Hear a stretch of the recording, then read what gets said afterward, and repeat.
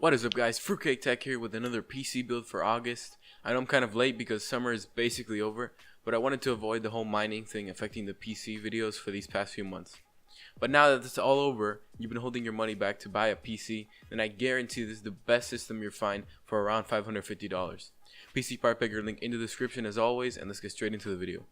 With the CPU, I went with the AMD Ryzen 3 1200, which I did a video on actually a few days ago, which I'll drop a link in the description if you want to check it out.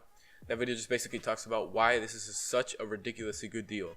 This processor has 4 cores unlike Intel's low budget options, it overclocks like a champ, and you might not even need to overclock it, because stock it comes with 3.1 GHz base speed, a 3.4 GHz turbo, and in my opinion, if you can get your hands on this, because right now it's sold out everywhere, this is the best deal on a CPU right now, perfect for gaming and light video editing if you want to start YouTube. Now for the cooler, because if you want to overclock this, you're obviously going to need a cooler. Simple yet elegant, the Cooler Master Hyper 212 Evo is again one of the best budget options around for $30. This cooler is the best in its class, and no doubt it can outperform coolers even twice its price. And this being a budget oriented build, this was a perfect fit.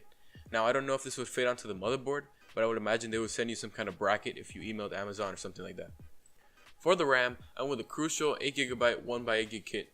Yes, this is a pretty ugly RAM, but this is currently the cheapest 1x8GB kit you can find, and the looks really don't matter since our case doesn't have a side panel.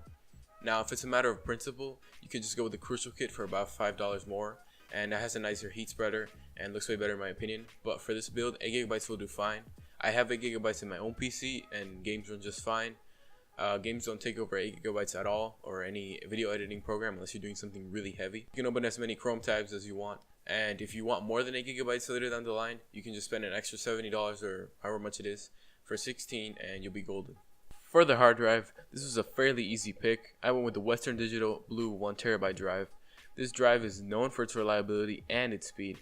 Now originally I was going to use an SSD for this build, but a 240GB SSD would be at least $10 to $20 more, and it's not worth it in my opinion for this particular build. If you want an SSD, again just like the RAM, that's one of the easiest upgrades to do later on down the line. And besides, with games like Forza Motorsport 7 taking up 100GB, you couldn't even download that on the SSD. So trust me, stick with the hard drive for now. Or, an even better compromise would be, get both of them. That would be even better. Now for the video card, I went with the EVGA GeForce GTX 1050 Ti, 4GB superclocked card. By the way guys, this card is cheaper than the non-superclocked version for some reason, so I don't know what's up with that, but if you can, get this.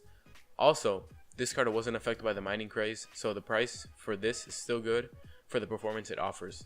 For the case, honestly at this budget, for the CPU and GPU we went with, I had to cut costs somewhere, and I thought the case was the best option. Now, this is purely aesthetics because in my opinion the Roseville Challenger Micro ATX tower looks great with its matte black interior and exterior, and also there is no side panel, which again, needed to cut costs, but this looks great in my opinion, and you don't also have to worry about cable management as much. Now obviously you don't want a rat's nest, but I'm just saying there won't be people looking inside. This case supports our motherboard, comes with a fan, has front panel USB 3.0 headers, and more space for extra drives if you want to add one in the future.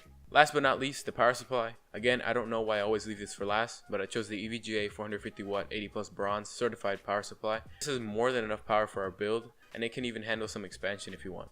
The Ryzen 1200 doesn't start to bottleneck until the 1060, so if you wanted with this power supply down the line, you could upgrade to a 1060 and still be able to run just fine. The connectors are there, and there's more than enough power. Alright guys, that was the video. I'm trying a different style, so if you liked it, please consider subscribing because I'm trying to do these PC builds monthly and could use your support. Anyways, that's it. As always, stay fruity.